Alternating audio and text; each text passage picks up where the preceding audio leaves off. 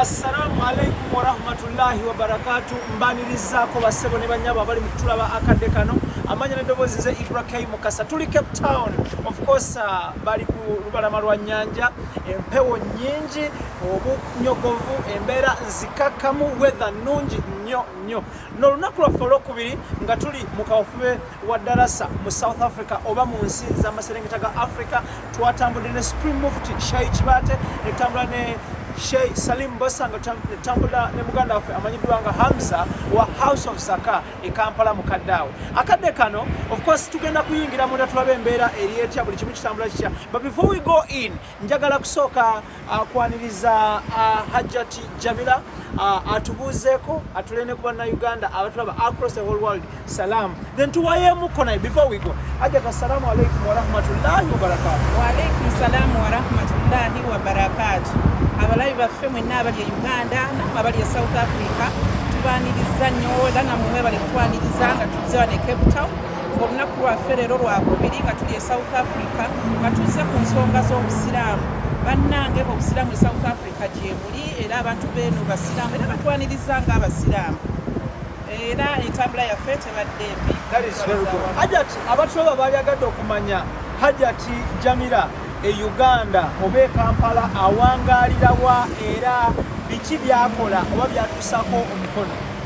Nze Hajjati Jamila mpangalira Naakulabye mu Kiyindi nga nze era amirati wa Masjidi Kiyindi e Naakulabye ng'ate era ndi mukozi ku KBS Television ng'era nkola mirimu gya busuubuzi nga ndi mukyala mufumbo.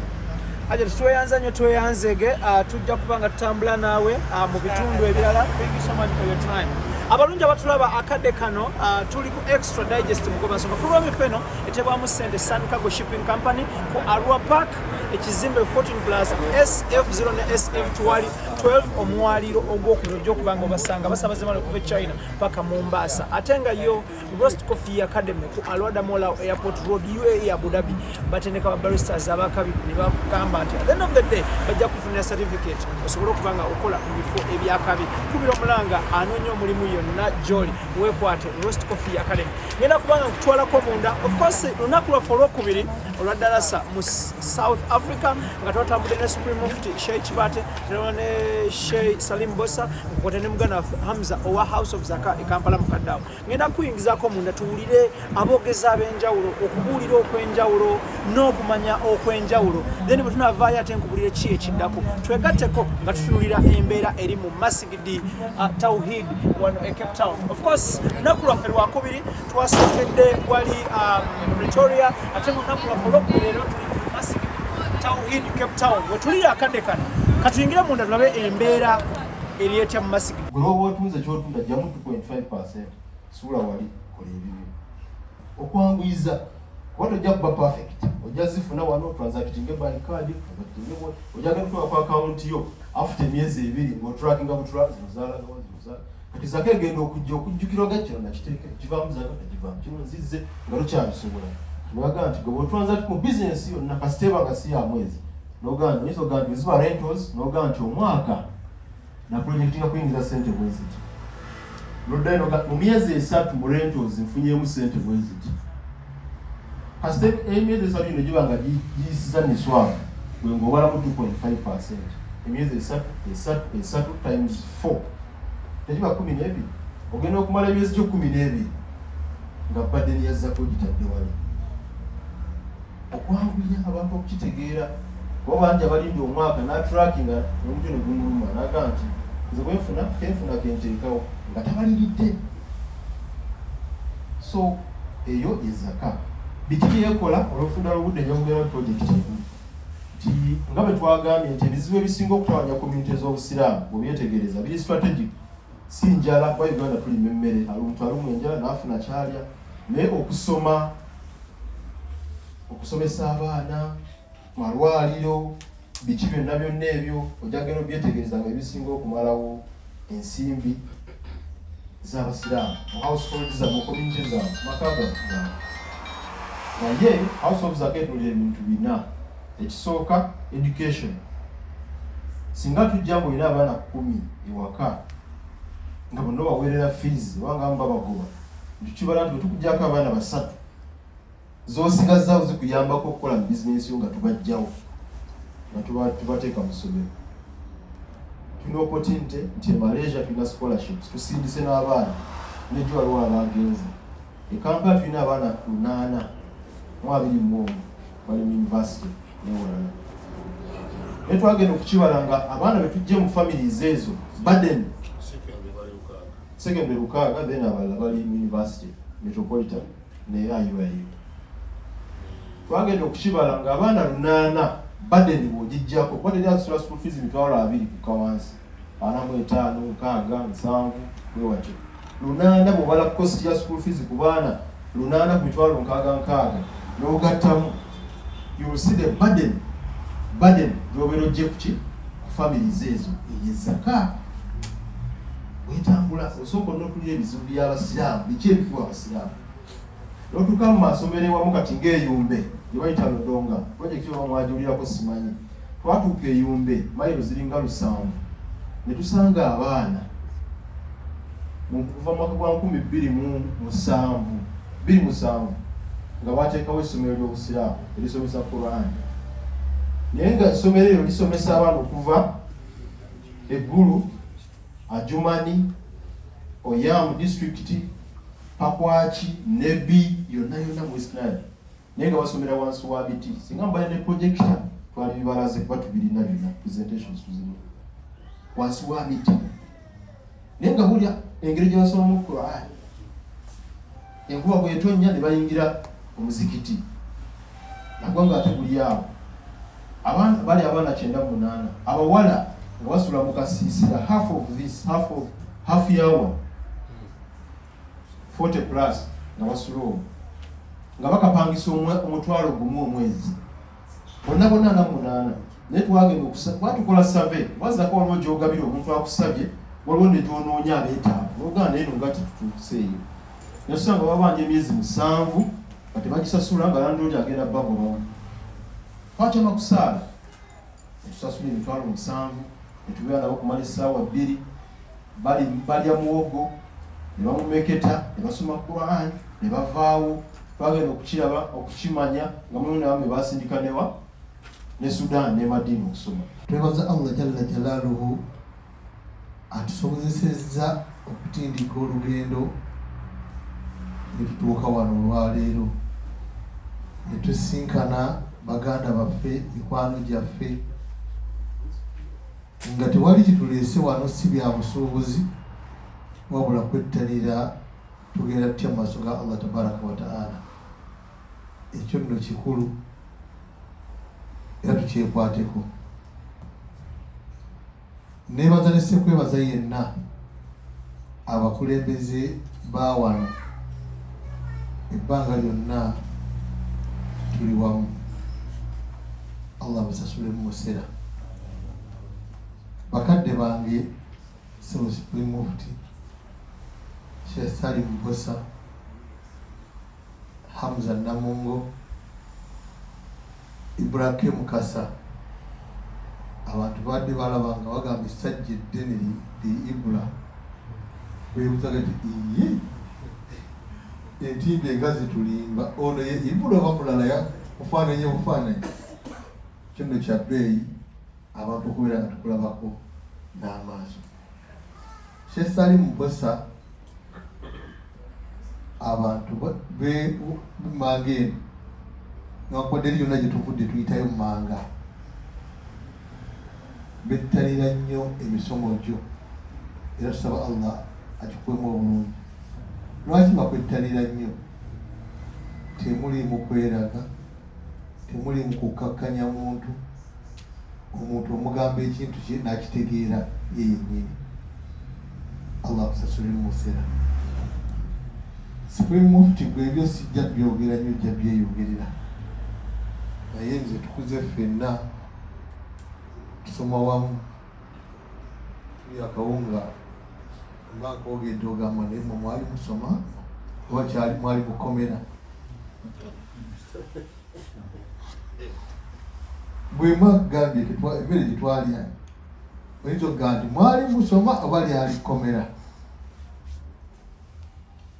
Kawunga ne bakaleeta ebijanjalo ne babireeta byobala obubazi mu sowaane ate supu nga mungi ate ng'obuuka buli kungulu bwe buti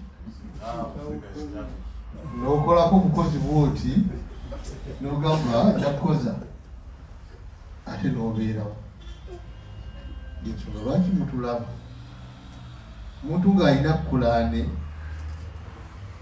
ekumalira nogani nekalakaseemu nti ate Allah bwanambuuza wekalakasiza wadduse mu kulaane ekyo nno kigambo kikulu nnyo bannange naye bw'obanga olowooza mu bintu byonna lowoozanga nnyo olunaku lwogenda okubeera nga nze essaawa eno nga muntadde mu maaso wano muyimiridde erindi mu kabokisi oseeka wano akaffe tukasibako nekufulu ne busitaapuli nebakusitula toddukamu bakutwala ewa Allahu jeneza zewaffe simanyi kati bwe ziri naye jeneza zawano kuliko n'obukondo ne bakuteekamu maze okukunaaza ne bawusiba toddukamu bakutwala ewa Allah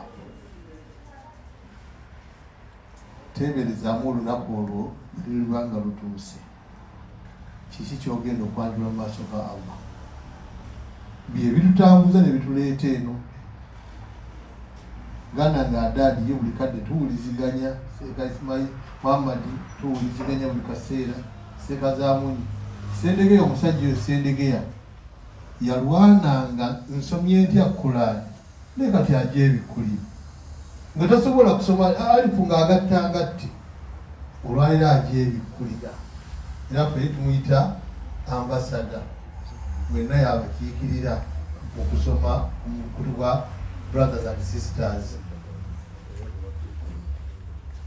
bannange Seeka Ismail osomesanga abantu tafsiri naye wamuddukako abantu bangi baali beega ebigambo ebyo Allah oli mugamba ki waliwo abatabeerawo wano naye ate kumedizi babeerako naku lwakusatu bakulindirira seruutu tawhidi twamulindiranga olw'omukaaga oba wawulira buddawa Allah yasinga okumanya ekigambo ky'owangaalirako Allah kyagenda okutwalirako olunaku lumu twali tutambula nga tambula Uganda nga oli Sekamatte tuli mu bbanga Uganda nge Sekamatte yali yeebase nga tugenda e Uganda omulangirizi n'agamba nti mu ddakiika 5 ennyonyi egenda kutabanguka maaso gye tulaga situlabayo naye buli omu abeere bw'ali toseetukawo muganda nge yali mitte 3 ng'emabega yeebase teyakiwulira bawakyakulabirako nti kyoliko Allah kyagenda okutwalirako ennyonyi yatabanguka abaali bawulidde ntandika shahada buli omu atudde waali nga tokkiriza nti eyinza okuddamu neetereera gye tulaga situlabayo eri bweti abantu buli omu ayogera mu lulimi lwe naye Sekamatte mukutulobe bwe yatuzuukukamu yayaziina ennyonyi yonna neesirika Allahu akbar Allahu akbar Allahu akbar ennyonyi yonna yasirikira ewaddereekaana ntufunde tuwedde wallahi ekigambo by'omusajja oyo zinakitwala yatereekera ennyonyi era waliwo gwe baali bawakanya nga bambaga oyo musiraamu si musiraamu ulibaga nze ndi musiraamu ddala nakakutula enkofiira 7 ekyo si kyekiraga omuti omusiraamu akali mu abatalina nkofiira temuli basiraamu katoni siraba nkofiira zo oli yeyazinira mu nnyonyi siraba nkofiira naye si basiraamu basigala baki basiraamu ate tukuume nnyo enzikiriza ebibeera ddala mu Qur'ani ne mu Sunna enzikiriza entuufu baganda bange erina ne byekontana nabyo ekontana ne shiriki ekontana n'okweraguza ekontana n'amayembe ebiteega okusamira eddogo okuzuulazuula mu busiraamu ebitaliimu n'obiteekamu ebyo byonna bikontana n'enzikiriza ki entuufu nga buli kyoyagala okukola kyonna mu busiraamu okusinza Allah tunuulira Qur'ani na Sunna bigamba ki busiraamu bujja kuwangwera si kampuni yaffe diini yani ya Allah yagitumako bannabbi ne bajja bagitunnyonnyole eyali missoni yaabwe okutegeera Allah kumusinza mu butuufu hifdhul aqida okuuma enzikiriza ki entuufu bingi ebijja ne bitusuuzaawo enzikiriza basiraamu bangi wano tebaawula basiraamu batuufu n'abashiya era nga nabo balina emizikiti bagenda ne Makka osanga omuntu e Makka nga ayinayirizibwa ng'agyesibye ne ku mukono abamu Mungu amuyambirawo nga yeetoololako aganaga nti Allah irizinjirese wano leero lwentegedde nti gwasinzibwa buki obutuufu kati gwe saagala osuubire nti boolaba n'emizikiti boolaba n'enkofiira boolaba nga bagenda e Makka bonna basigala balina enzikiriza ki entuufu enzikiriza entuufu mugirwanirire mube nayo tegerekisa ekyokubiri obusiraamu bwe bwatugamba okukuuma hifdhu ddiini okukuuma ki eddiini eddiini eno ekuumibwa nga tukuuma ensalosalo obutasukka nsalosalo za Allah n'okuuma obusiraamu ddala obutuufu ya ayyuha alladhiina aamanu udkhulu fi silmi kaffa abange mmwe abakkiriza muyingire mu busiraamu mubugweremu wenna gugwera mu busiraamu lwaki abasiraamu tutabuka ebiseera bya kampeyini obusiraamu n'obussa ebbali n'oyambala byabufuzi n'ogakalu kajja kumala kuggwa tukuume ki eddiini ey'obusiraamu tugyekuumireko kyentegeeza buli musiraamu alina okwekumira ku busiraamu obutuufu inna ddiina inda Allahi al-Islam eddiini emanyikiddwa mu maaso ga Allah busiraamu Allah yagaa nti waman yabtaghi ghayra al-islaami diinan alinoonya obutali busiraamu n'anoonya eddiini ng'aginoonyeza mu butali busiraamu falan yuqbala minhu Allah tagenda kukkiriza wahuwa fi l-akhirati min al-khasirin atagenda kubeeramu abo abagenda okufaafaaganira edduniya tugivaako essaawa yonna naye mwe mulaba abagivuddeko bagenze naki nze naawe n'abalala bemutulengera bonna n'olaba abasanza ku haramu n'olaba abasanza waffenna tugenda kwebaka mu ntaana batubuuze man rabbuka ma diinuka man nabiyuka tebagenda aga nti bano musiraamu e Cape Town mumubuuze bye Cape Town ono engeri gyabadde seeka mumubuuze bya kiseeka ffenna ekibuuze ki nze naawe twenywereze ku buki ku busiraamu tubwagale mu bituyamba okunywerera ku busiraamu kubusoma nga bwe tuzza ne tusoma era mulekenga kulinda bulinzi ba seeka baliva Kampala bajje babajjukiza eddiini yammwe mwekolemu omulimu ogusoma oba buli wiiki nga musinkana ku buli wiikendi ne musoma eddiini yammwe ne mugyeyigiriza abantu abatasomye busiraamu ne baagala babubuukire mu bukulu bamenyeka ogenda n'okulaba akavubuka akakwatuza alifu ng'okazaala oluusi nga olina jjajja wako naye nga kekakwatuza gamba alifu nga n'okukyatula tokisobola kiddemu lekagamba emirundi esala n'oluusi kaagala okuseka olemereddwa ate n'onyiiga bunyiizi oba sijja kuddayo somesa tansekerera busekerezi omenyeka kamanyira bumanyizi kati obusiraamu tubukuuma na kubukola ki kubusoma banaye busoma obusiraamu teriyo kyabbeeyi mu nsi muno nga busiraamu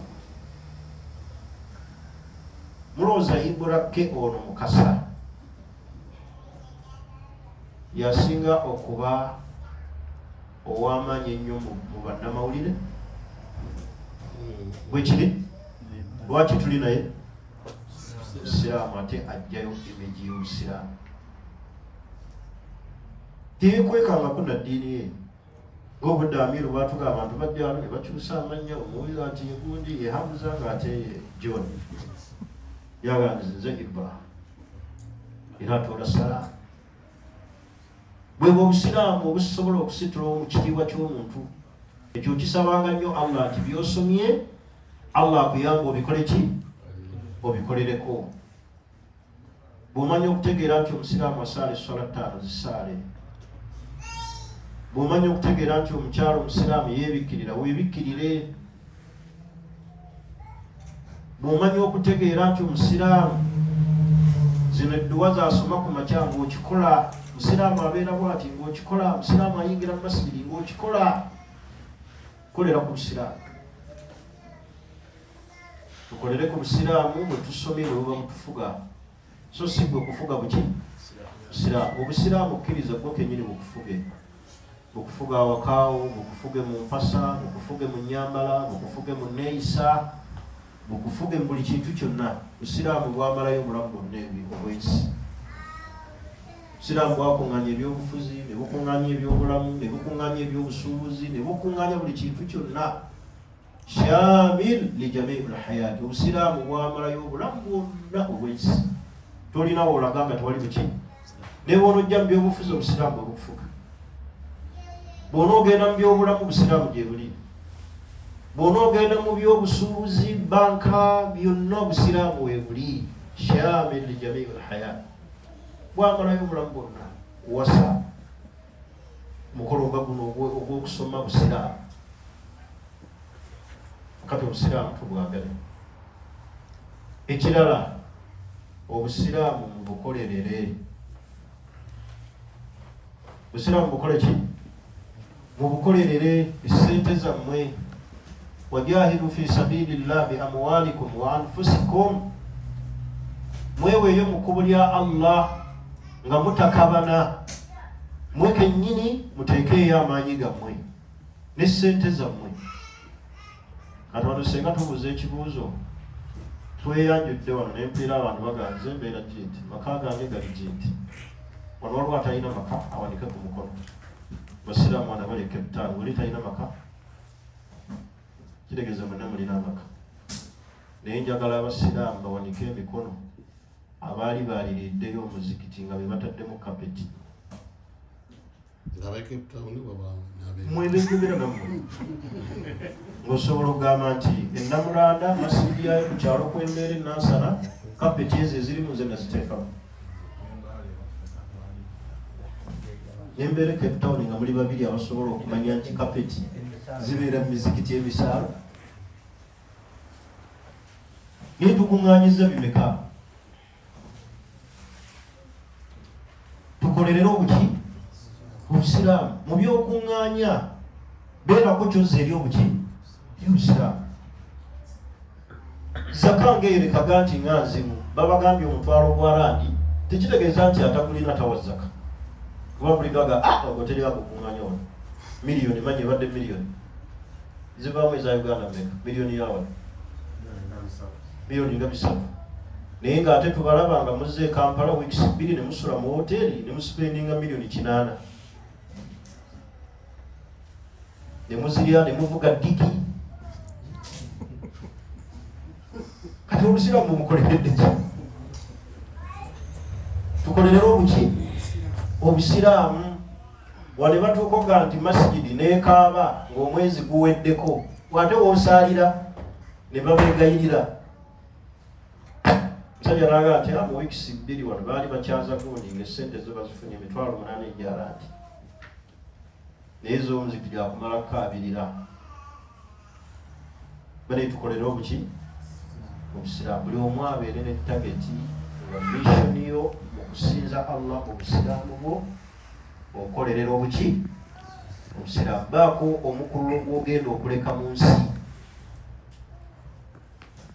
baganda bamwe bali eyo mu nsi beetaavu n'olimwa n'okusasula bbiiru ez'amasannyalaze ku muzikiti.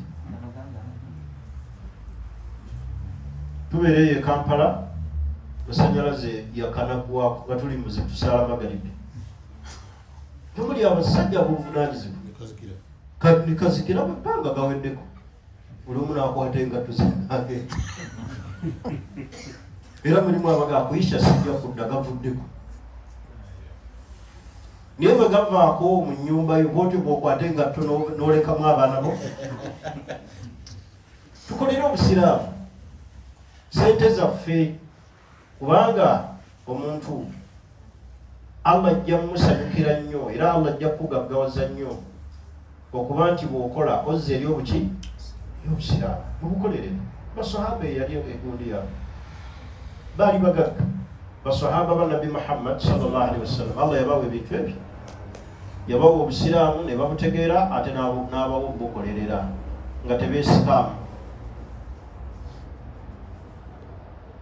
Ntera nnyo okubagamba nti omuntu yenna ayagala okukodowalira ebyobugagga bye ku ssente z'okuŋŋaanya ng'olaba toyagala kuzzaako eri busiraamu, kola bukozi kiraamu ku ssande ezigenda okuzingibwamu bakutereko ensawo. Bwe bali bamaze okukuzinga bwe bati ssente zo bazikutere muki ogende naze mu kabuli kuba tokwatibwako kaki ukaka. Obusiraamu tulina bukolera tutyo.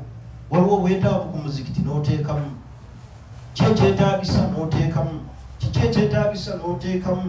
Okwewaayo okukolerera eddiini. Tukimanyi bulungi eddiini yaffe gye yava okututuukako ekitangaala kino kye tulina eky'obusiraamu. Batuwayo omusaayi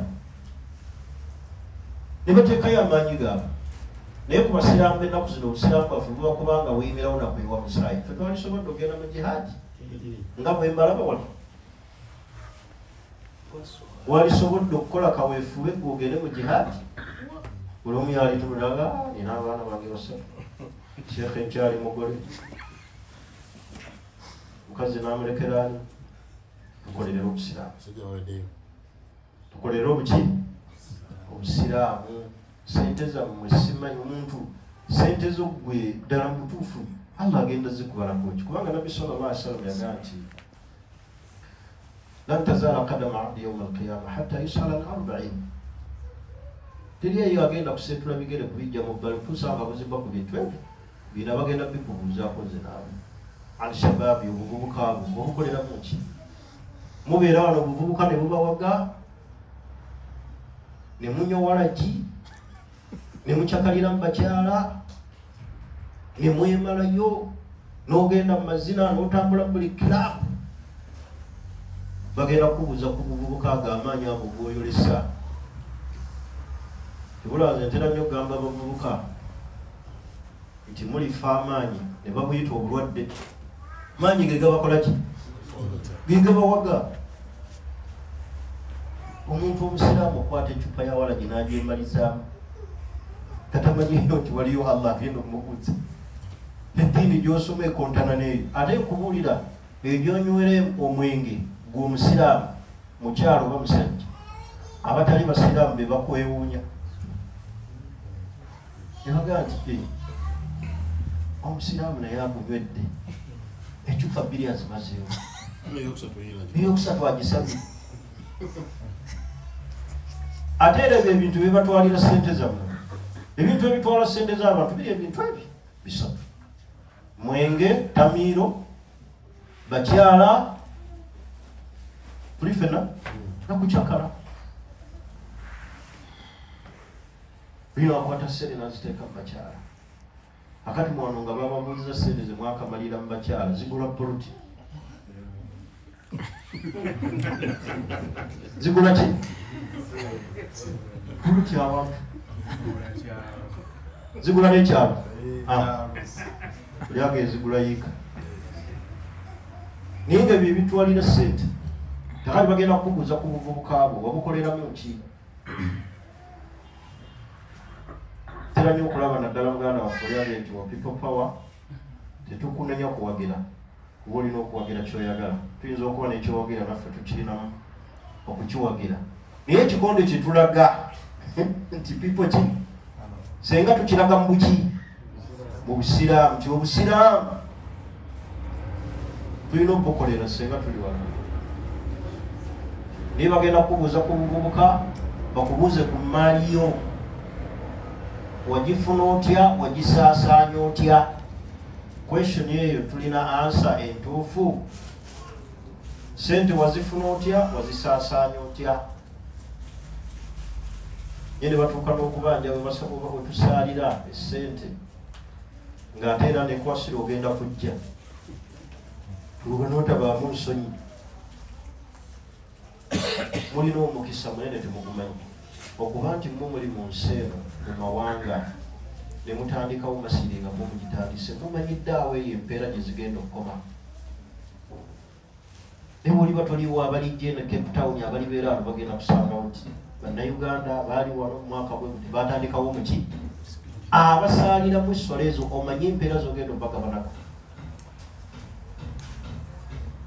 naye tubeera n'embinu ne tutuuka n'okubuusabuusa nokuba omusiraamu bwe butuufu oba mukatuliki oba muprotestant kubanga mulimu gwe banyumiza ye yatuuka ne ku ddaala eribuusabuusa oba omusiraamu bwe butuufu oba mukatuliki oba muprotestant bayinza okuba abalokole ye kyeyakola obutemenya buli ddiini n'abaako kyagikolera naga abakatuliki kambazimbire kyaki abalokole kambawe emizindaalo abasiraamu kambawe lugabireze bafunira mu nsi nga ansa gyawaga nti otulituuka eri Katonda n'akatyemula nti abaali abatuufu bengano buli wamu ndibaayo kyenakola ki oyo aba kyali musiraamu yefe oba owalugabire tagala kisabasiraamu mubeere mu busiraamu buno nga mubweyagaliramu nga mukwata essente zammwe nga mubukolera nga mumanyi mukolera ddala ekintu ekiki ekituufu bweba sakagiwe nga tobuusabuusa nti bagenda girya kubanga era omulimu gwayo kuliibwa niyo ninaabuuza omwaka mwinawo senemeka ate zibeerawo zakutereka ku akawunti kubeera Allah ga nti innama sadakatu lilfukara walimasakini walaamilina alayha zaka yaabo abanaku abeetaavu abagikolamu abalina amabanja abalemereddwa abakola ki sente zaabwe haki yaabwe bazirye naye bweyagala obeere wano oweereze randizo 10 oziteeke ku ssimu seeka omugeni kolera accountability engeri gye bazigabyemu oba omuli busigugu ogugo gwakuwa seeka kwata nekavidiyo mondaga abantu abongozibawo obuvunaanyizibwa si bubwo ogwogwo gwakola ki wakuwa ebiddiridde si bibyo Katonda yeyagigaba faridata min Allah bwatyo Allah bwe yagigereka gwe waayo totunuulira nakale naye bw'oteekeddwa okubeera mu busiraamu nga tolinamu kukola ki kubuusabuusa nti kyempeerayo kyenkolerera nkolera ekintu ekiki ekituufu akati nammwe mbasaba mukolerere obusiraamu mukimanye nti tugenda kubuuzibwa ku ssente zaffe ku buwangaazi bwaffe ku kumanya kwaffe ebyo byonna bagenda bitubuuza ffe tulinga abayinza okugamba nti Allah baali batubuuziza obusiraamu bwe mwayiga mwabukolera kitutambudde tuzze tusomesezza abasiraamu tusigaliza kusaba kintu eki Allah akole ki akkirize naye ogwaffe tugukoze eki ffe ebitundu 99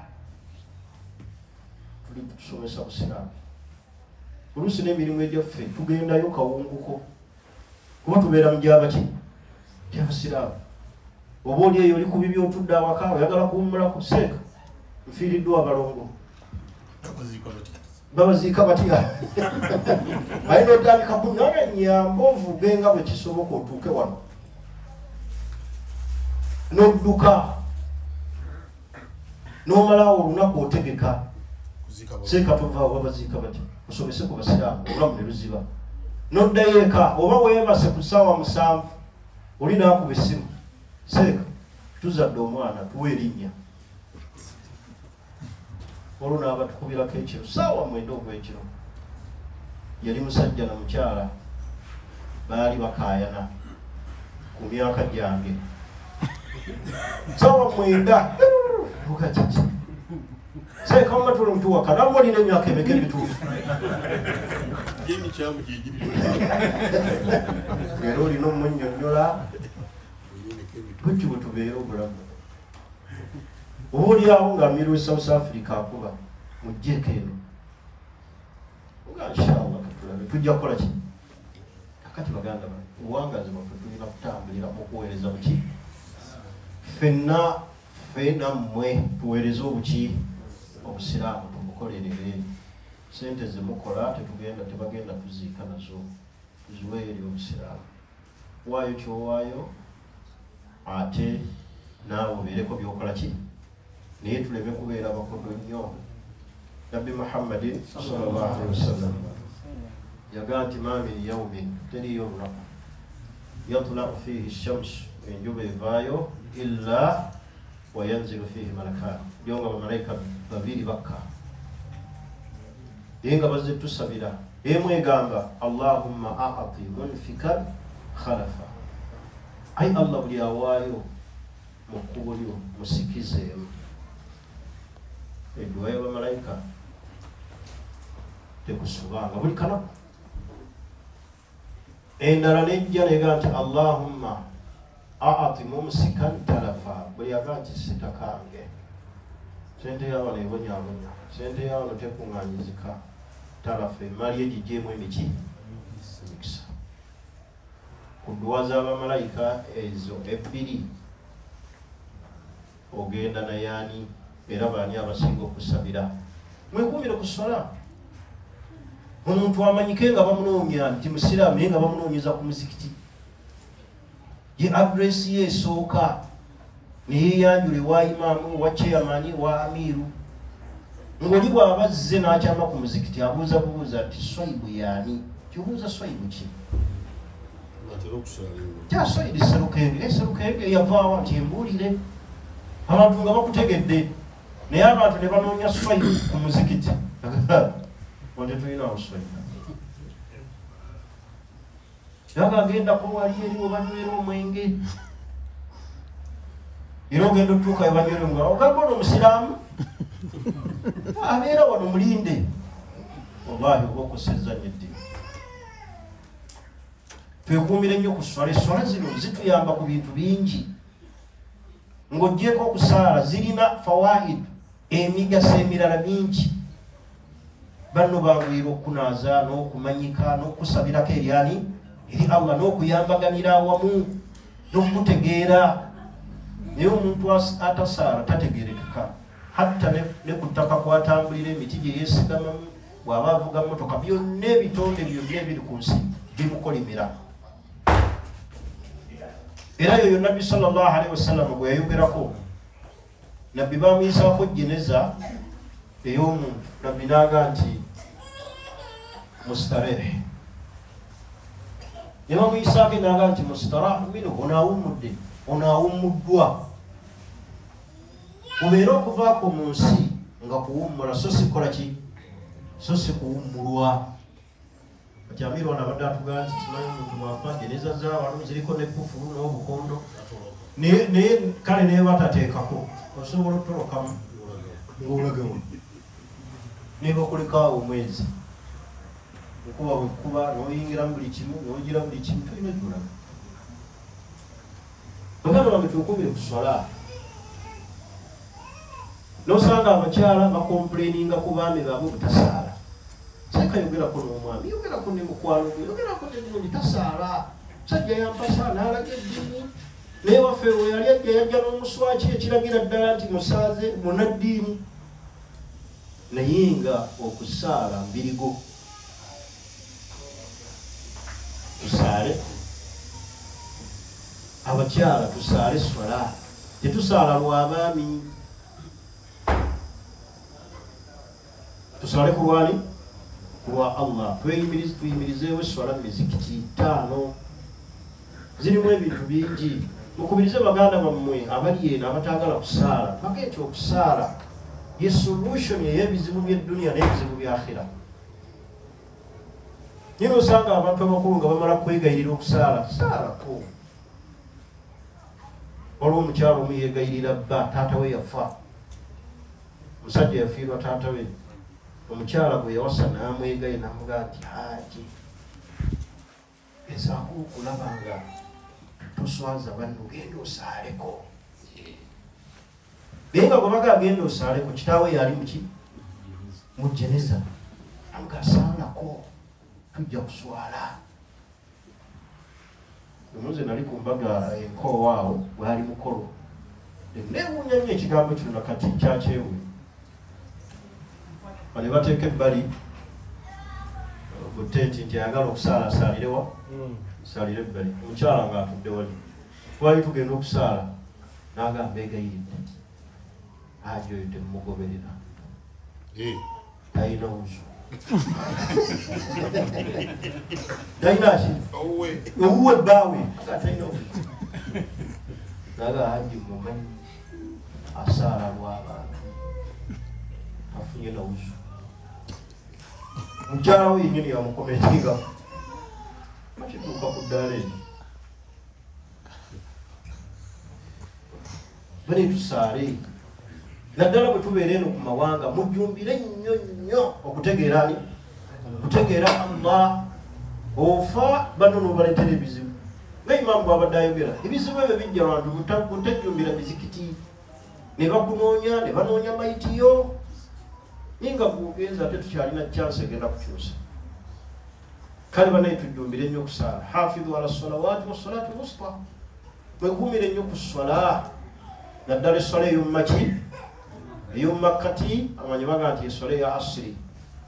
Era nabbi yagaa nti oli bwagireka emirimu gye giba gifudde. Gyekuumireko musaale esswala ttaano mu masigiti. Obeere mbasaaze nga tebamaze kwegayo natuteekawo birabu. Nyine tuuka ne ku ddaala etuganda mbamwagala osika abavubuka mufumbengawo ekyemisana ekisavu. Kino kibalese kusaala oba kulya. Tusaale esswala mu mizikiti, twegayirire ku Allah tumusabe. Tegerekisa ekyokumeka ekyomukaaga naatera okumaliriza, Musiraamu bw'atugamba okukuuma hifdhul wudu'i, okuuma wuzu. Okuuma wuzu nakyo kyengera Allah byagabira omuntu. Nabbi sallallahu alaihi wasallam yagamba hadithi eri Musnad Imam Ahmad, la yuhafidhu ala wudu'i illa mu'min. Teri yeekuumira ku wuzu okujjako nga muki mukkiriza. Mukuume ku wuzu kubanga bw'obeera ne wuzu bamalayika bakusaba. Bw'okuuma wuzu neva ku swala netuuka ku swala endala obalibwanga abadde akyasaala, empeera ozifuna. Musule ne wuzu. Man baata tahiran, omuntu asula nga mutukuvu, Allah amuteekako malayika ezimusabira paka lwebikola ki lukya. Musule ne wuzu, wekuumire ku wuzu. Tova waka nga tofunye wuzu, tovuga mmotoka yo nga tolina wuzu, togenda ku mulimu nga tolina wuzu, tobaako kyokola nga tolina wuzu. Wuzu kikulu.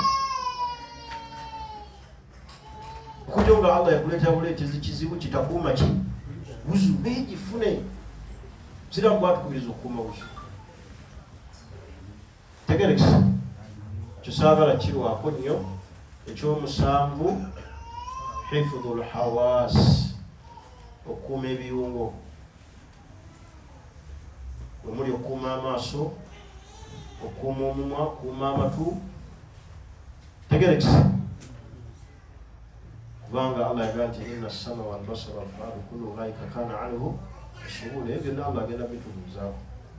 Okukuuma amaaso obutagatunuza mu haramu, mukuume emimwa gyammwe obutageya, obutasala bigambo. Naye banno ne batuula olukiiko nga lutudde lw'abasiraamu ab'e Cape Town nga lukutuuzizza ku lwakumokkola bigambo. Bagamba mutuuzeeko mwogereko naye asusse omuntu omukulu ne bakutuuza mu bigambo. Tukuume emimwa. Lwaki twogera bye tutakola ki, bitutamanyi, ebitwanguye, buli kyonna ekijja twogera bwogezi. Tukuume tukuume emimwa kyotalinaako okumanya ekyogera faayo nnyo kubikwatako okusinga okufa kubikwata ku baki abalala kulina ebikwatako bingi senga obiwa obudde tewalifunira budde bunonooza byabaki byabalala tukuume emimwa tukuume amatu gaffe obutagawuliza haramu ekirala ekyokutaano kyajjira mu ebyo ebikuumibwa kyajjira mu hadisi ibn Mas'ud hifdhu al-basar okuuma oluki olubuto obutaluyingizaamu ki haramu ukimanyi bulungi aya yakka suratu nazaat fa amma man khafa maqama rabbihi wa naha an-nafsa 'anil hawa fa inna al-jannata hiya al-ma'wa omu ku bavunuzi ba Qur'an ayitibwa Sudi yagaa nti hadhihi al-aya nazalat fi Abu Bakr as-Siddiq eyo Allah yagissa aya olwa Abu Bakr as-Siddiq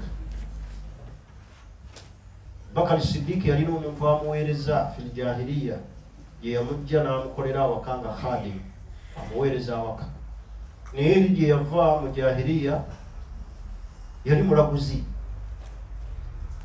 anabalagula abantu eri ayita omuntu gwe yalagula n'amuwa ssente omuntu ayinza okukukyaza n'oddayo ng'onyiize n'ogamba mutuufu singa teyampise n'ensigala eka naye mutwaniriza bulungi mututuusiriza mu ngeri yakusooka kwetereeza kubanga ennyonyi yawano munda nabo baayibwa omukodo tebagabaamu kakulya konna yadde akacupa k'amazzi kale tubadde budde tugandooza kirabika budde bwe tutunamu ne tusumagira amatuga binaabeera birungi ekirala kyendabye eno ndabyeyo ebyewuunyisa nti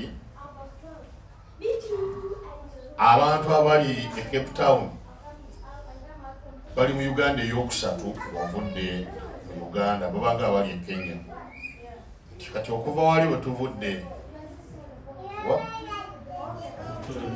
e Pretoria okujja eno tubadde tuze mu Uganda nga 2 endala mu maaso kitegeeza abeeno bali mu gavumenti ndala nnyo singa babadde Uganda naye nno mu mbeera eyo gye balimu ennungi ne bakkiriza omusajja okuba erijjako afuga South Africa yonna namba eyeeno aye namwe nembeera bagonvu mbeere bawuliza eri bannammwe tujja kutambula bulungi era mulabeka ndoza olutalo lwa sitaani mwalulwanyisa nemulugjawo mbeebaza okukwata ensimbi zammwe mweze ze muyita entono fe tuziyita nnyingi kubanga twagala okukakasa nti muzirina tulumiriza kimu zemmeka mu za Uganda zemmeka mu za Uganda kuba ezo no tetudaba kuzibala kyetwetagisayo ate emyezi emirala 3 oba 4 tutandika okuyiga okuzibala kyetuba tukubuuza buli kaseera zemmeka mu za Uganda kati okukwata esente ze ne mututeekamu tickets ne tujja wano okubeera nga tugenda okubajuliza ebigambo ekyo nno mwawadde value nene nnyo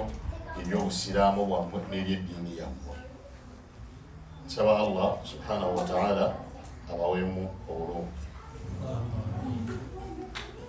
olwaleero ngenda kwongera ku bye nasomesezza eyo gye nabadde gye tugenda okusomako kuba mmwe ekyabajja Uganda mwenna nga ne Salopasi yajja okusoma mwali n'abakyala kwali kunoonya riziki kaakati riziki ne mutuuka mu kiseera nga oli we mutomerera wagitwalira n'engeri gye mutomerera nga tabuuzize ezze mu bulungi oba ezze mu bubi ezze mu kisaanidde oba ezze mu ngeri tasaanidde kasita kinano bakiyitaani riziki ate ekoze eki kalas tugenderawo mungu yamanya alirabiri kati embeera eyo njagala ngibeebaza era gyengenda okusomesako nti mafatihu riziki bisumuluzo bya riziki naye sijja bimalayo kuba obudde tebusobola bimalayo ng'enjala ebaluma bulina bimalayo nga mukkuse naye enjala gyengye ebaluma sijja bimalayo naye ekyo nga sinnakigenda wala mummwe mulimu abatalina bakyala wano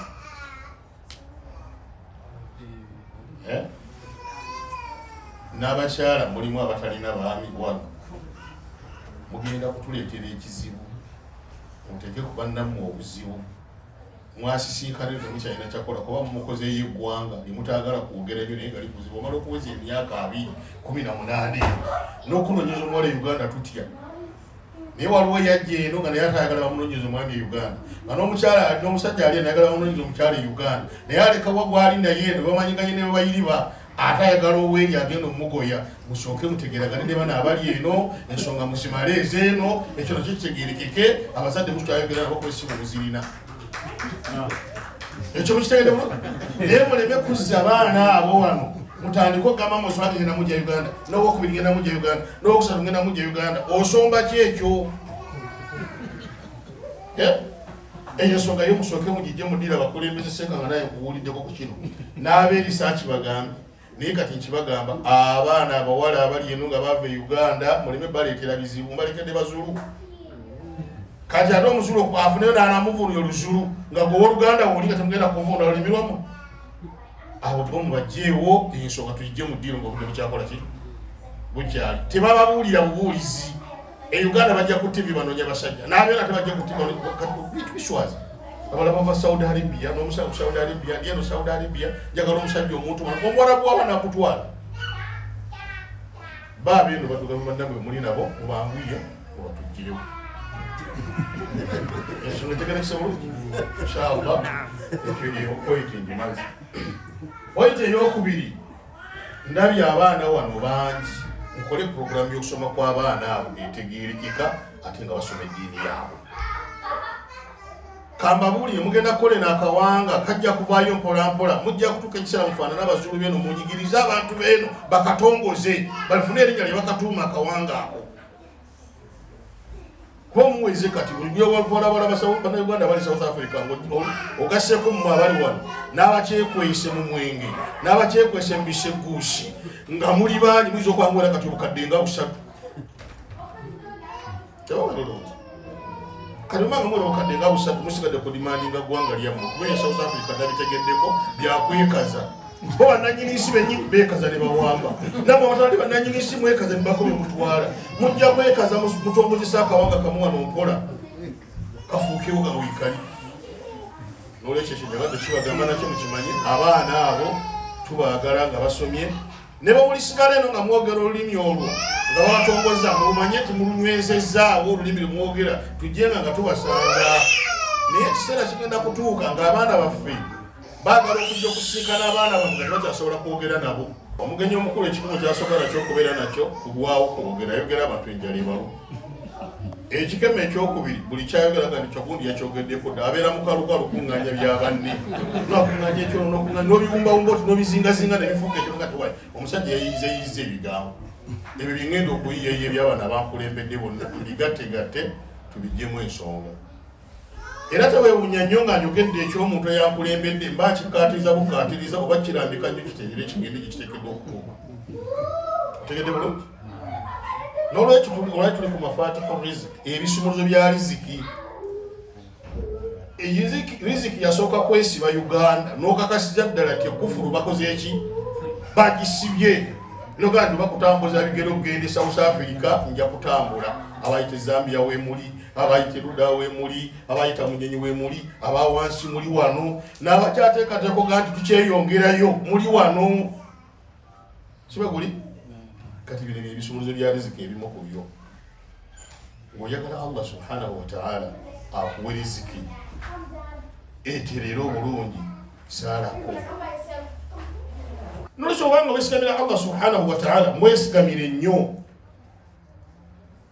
ojja kufunamu naye bw'onoogana okwesigamira Allah subhanahu wa ta'ala riziki ejja kugendako ate riziki webedduka emisinde gyetwala gisinga egyagireeta ekyo mukimanyi sente nga zikuggwako emisinde zizitwala zisinga ate waliwo ekyewunyisa abantu abasinga obungi bafuna sente ng'akoze bukozi mu kifo ky'okukola bino bye tumugamba ate n'atandika okuyigga abasawo bamuyambeko mu kuzikuuma ate abasawo bamuyambako mu kuzikuuma basookako nga tisooka oleeta obukadde bunawano zaakuuma zaalyako leetayo obunawano tewakoze bulungi ebintu bye naggambye kakati oba okola nti ddayo leeta endala twalinanga magimoto e Uganda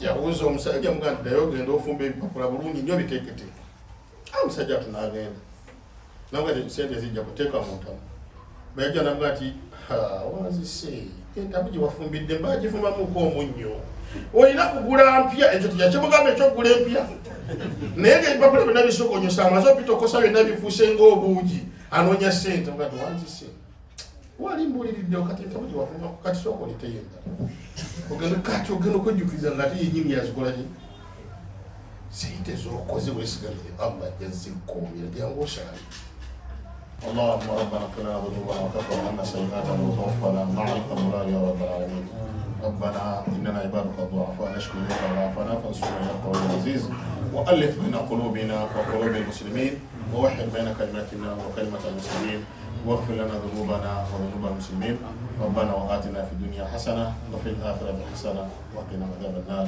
وصلى اللهم على سيدنا محمد وعلى اله وصحبه وسلم والحمد لله رب العالمين والسلام عليكم ورحمة الله وبركاته.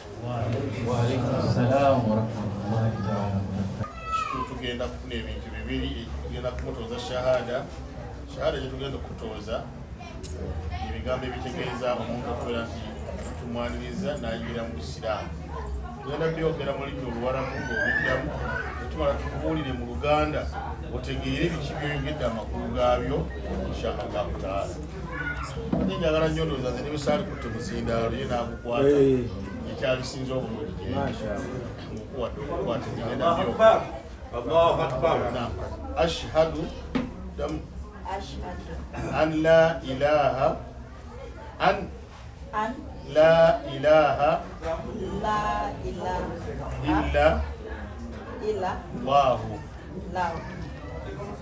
وأشهد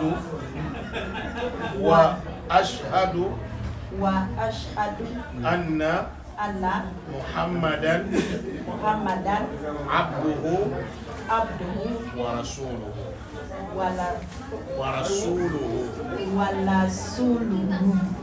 ebigambo ebyo bitegeeza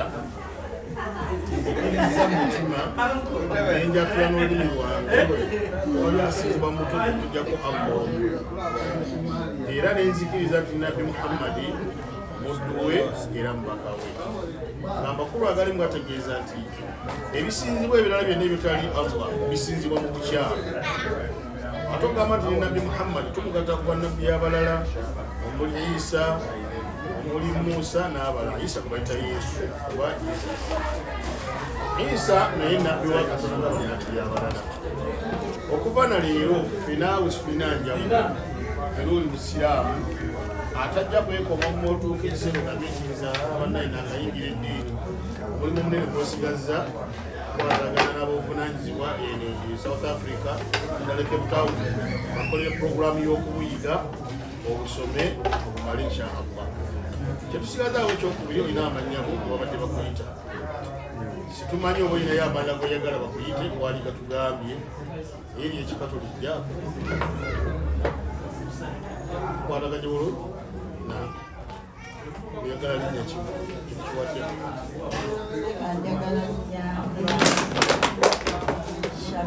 Shamira lwaki oliyagadde amakulu gogamanyi bikunyumidde kuvugira bulungi nina mukwano gwange bamuyita Shamira oyagadde omufaananyi si kumufaanana naye manyi nti mujjumbize mu ddiini ate anzijira nnyo ayinza okunjigiriza okunkumawo tukkiriziganyiza nawe n'erinnya lirya Shamira lyoba otambula nalyo n'ebisigadde eriryo gwoli emanyidire eryotubuulira kati erya Shamira tukukwasiza netukujjako oliri lyobadde yotakyayagala kati siba kiri kati bakuyiteka Shamira ani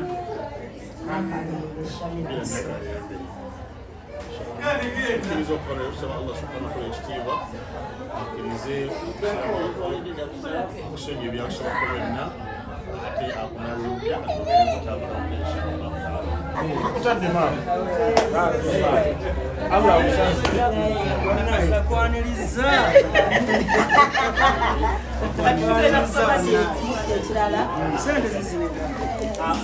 ekirala obusiraamu si bupya oba si bujja gyona ebukojja abanzaala basiraamu maamu wange Madiina Nakiwala nange mwanyukuwe mama we Madina Nachiwala. Madina Nachiwala ni muzukulu wa Sowedi bali Kyewunya agalami ebigeye muzukulu wa Kijamulusi Ngeye nda utambala. Ayama.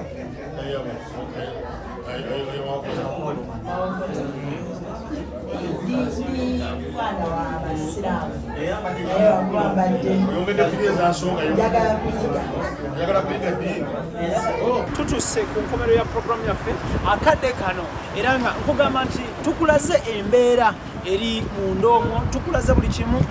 Sheikh Salim Bosa mumuwulidde mu bigambo bye, muwulidde muganda waffe Hamza owa House of Zaka nga nnyonnyola ku zaka. Of course baganda bange abali abasiraamu twettanire nnyo okuwaayo zaka ffenna across the whole world. Kwata mu maali yo ojjemu oweeyo mu bulungi nga tokakiddwa lw'eddiini y'obusiraamu lwa Allah. Kugamba nti ate ye Supreme Mufti Sheikh Kibate omuwulidde naye byayogedde nga bigambo by'amaanyi nnyo, bigambo birungi nnyo eri eddiini y'obusiraamu. Olunaku lwaffe olwokubiri tulumaze wano Cape Town ku Masjidi Tawhid era nga nkugamba nti akadde kano sigenda kuba nga nsuka wabula nga njagala kwebaza aboogezi ab'enjawulo, njagala kwebaza abasiraamu betusanze wano batwaniriza buli kimu ekitambula bulungi nnyo. Embeera wano nzikakkamu, bano bali ku mwalo mpewo nnyingi naye nga ate nzikakkamu ate nga nnungi. So nkubira omulanga ni muganda nga aliyo yenna yagala obusiraamu, kola ku lw'obusiraamu, wettanira obusiraamu. Omusiraamu aliyo yagazisa atali musiraamu obusiraamu, yagala obusiraamu, kolerera obusiraamu, weeweeyo ku lw'obusiraamu ate oteekemu ku lw'obusiraamu. Ibrahim Kasage manya gange njala kwebaza aba Dynafarm okututeekamu ssente nga basangibwa Kololaa balina products ezakabi beekwata ate nga yo Almeridian Ventures Limited mbeebaza nammwe okuba nga mututte abantu ekkata ne bakuba ekyeyo ate ne muteekamu n'essente mu kitundu kyambula bulungi nnyo. Njala kwebaza banywanyi bange Idris Lukwago, Daniel Mugo, Keith Kanal, Tony Senawulya eno ttiimu nsaale nnyo kulwa Extra Digest mugoba nsonga. Our second day in South Africa tugimaze Cape Town nga tutunuulira of course obusiraamu, tuli mu dalasa okumanyisa obusiraamu, okusasanya obusiraamu n'ebigwa mu Kowere. Tujja kugenda Val, tugende Tembisa tulabe nga buli kimu kitambula bulungi nnyo. Nkwagaliza birungi byereere. Assalamu alaikum warahmatullahi wabarakatuh. Mubeere bulungi, mweraba.